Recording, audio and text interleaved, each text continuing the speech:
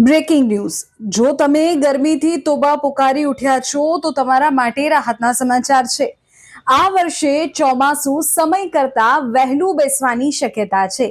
IMD એટલે કે હવામાન વિભાગના અનુમાન મુજબ નૈઋત્યનું ચોમાસું ભારતમાં નિર્ધારિત તારીખ કરતા વહેલું દસ્તક દેશે।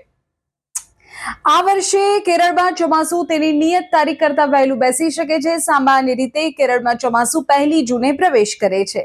હવામાન વિભાગના જણાવ્યા અનુસાર વાતાવરણમાં સર્જાયેલી અનુકૂળ પરિસ્થિતિને કારણે ચોમાસું ઝડપથી આગળ વધી રહ્યું છે।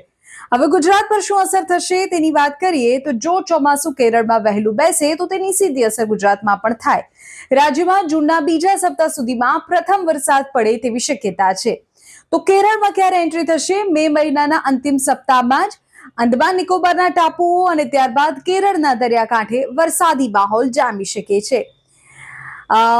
કાળઝાળ ગરમી વચ્ચે હવે મેઘરાજાના આગમનની ઘડીઓ ગણાઈ રહી છે। હવામાન વિભાગે તો આગાહી કરી છે કે આ વર્ષે ચોમાસું વહેલું બેસશે।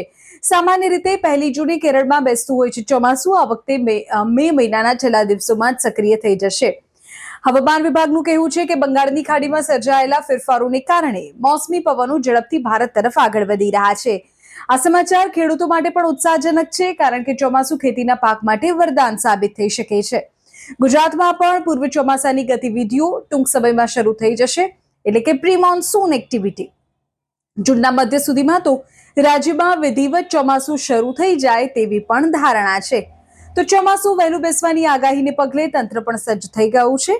તો અગત્યના સમાચાર એ છે કે અત્યારે તો આકરી ગરમી છે, હજુ કાલનો દિવસ પણ ભારે ગરમી છે, પણ જો ચોમાસાને લઈને વાત કરીએ તો ચોમાસું આ વખતે થોડું વહેલું બેસી શકે છે તેવું હવામાન વિભાગનું અનુમાન છે।